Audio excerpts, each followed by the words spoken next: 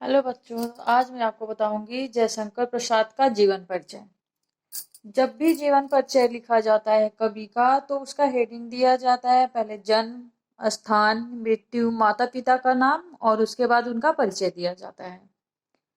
तो ठीक है, हम लोग जन्म से शुरुआत करते हैं। तो जयशंकर प्रसाद का जन्म 30 जनवरी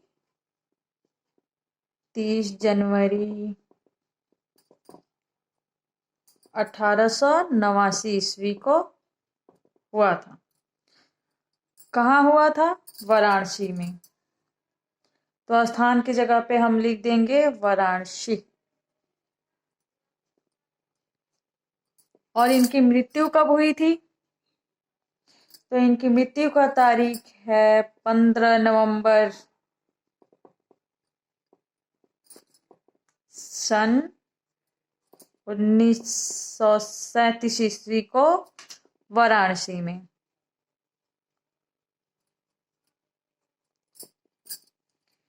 इनके पिता का नाम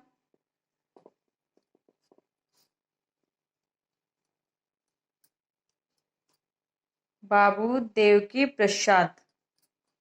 क्या नाम था? बाबू देवकी प्रसाद।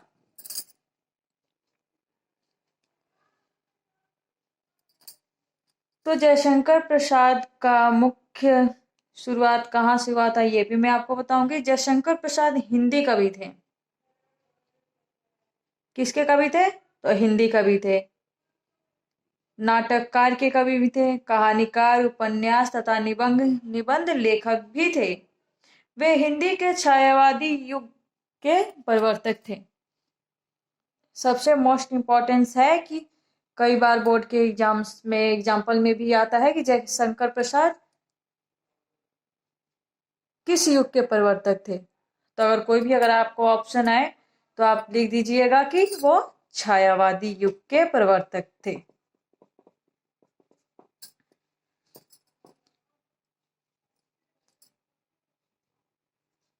छायावादी युग के प्रवर्तक थे। अगर एग्जाम्पल्स आता है कि जयशंकर प्रसाद, लेकिन मोस्टली हमेशा ये आता ही आता है। जयशंकर प्रसाद हो, महादेवी वर्मा हो, सुमित्रानंद पंत हो,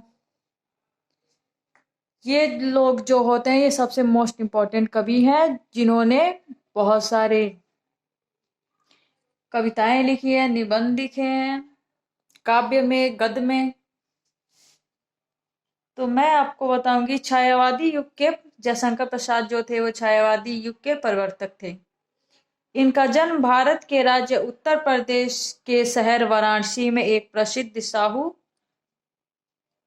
स्मृति और विख्यात परिवार में हुआ था। कब? सन 30 जनवरी 1889 ईस्वी को। स्थान अगर पूछे तो आप लिख देंगे वाराणसी। पिता का नाम बाबू देवकी प्रसाद और मृत्यु इनकी है 15 नवंबर 1937 वाराणसी में। ठीक है। जयशंकर प्रसाद के पिता का नाम बाबू देवी प्रसाद था, जो बड़े ही दयालु और कृपालु इंसान थे और गरीब और दीन दुखियों की मदद, दान और सत्ता करते थे। जो जयशंकर प्रसाद थे वो बहुत ज्यादा दयालु भी थे।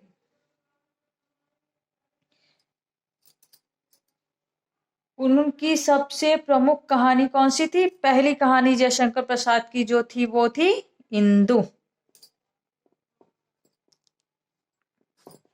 इंदु इंदु उनकी प्रथम कहानी थी और उनके 5 कहानी संग्रहों में कुल मिलाकर 17 कहानियां संकलित हैं।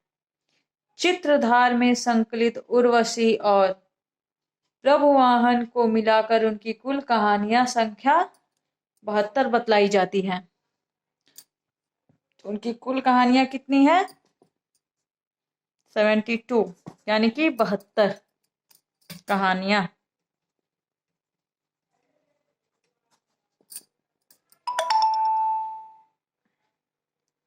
और जयशंकर प्रसाद किस भाषा के कवि थे? तो हिंदी। जयशंकर प्रसाद जो थे हिंदी भाषा के कवि थे। जयशंकर प्रसाद का दूसरा नाम बहुत कम लोग बताते हैं। तो काशी का कई दृष्टियों में महत्वपूर्ण स्थान रहा है। हिंदी साहित्य के लिए यह स्थान और भी विशिष्टता के लिए हुए हैं। इस काशी में एक स्मृति एक संपन्न परिवार में सन 1889 ईस्वी में जयशंकर प्रसाद का जन्म हुआ था। इनका परिवार शुंगनी शाहू के नाम से भी विख्यात है। ये इनका नाम कहीं आपको नहीं मिलेगा। तो मैं आपको दूसरा नाम जयशंकर प्रसाद का मैं बता देती हूँ। जयशंकर प्रसाद का दूसरा नाम क्या था? शुंगनी शाहू।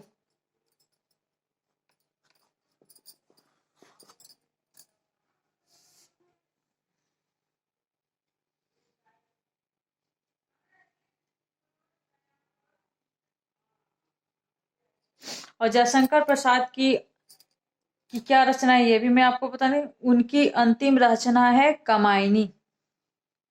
जयशंकर प्रसाद की सबसे अंतिम रचना है कामायनी।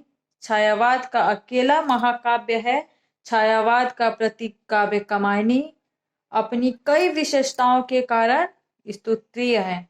जयशंकर प्रसाद का जन्म वाराणसी के प्रसिद्ध वैश्य परिवार में हुआ था। तंबाकू का व्यापार के कारण उनका परिवार शुंगनी शाहू के नाम से प्रसिद्ध था। उन्हें सज्जन एकांकी सन 1910 कल्याणी, परिणय 1912, करुणालय की 3 नाटक 1913, एकांकी 1914, राज्यश्री 1915, विशाख 1922, आजाद शत्रु 1922, कामना, अन्य प्रादेशिक नाटक 1923, 1924 में लिखित एवं 1927 में प्रकाशित है। जन्म का नाट्य 1923, स्कंद गुप्त 1928, 1929, एक गुट एकांकी। जो मैंने सन बताई है इस सन में इन्होंने अपने नाटक को लिखित दी थी। जयशंकर प्रसाद को कौन सा पुरस्कार मिला था यह भी मैं आपको बता देती हूँ। जयशंकर प्रसाद को कामायनी रचना के लिए मंगला परिशोषित पुरस्कार प्राप्त हुआ था। कामायनी जयशंकर प्रसाद के द्वारा रचित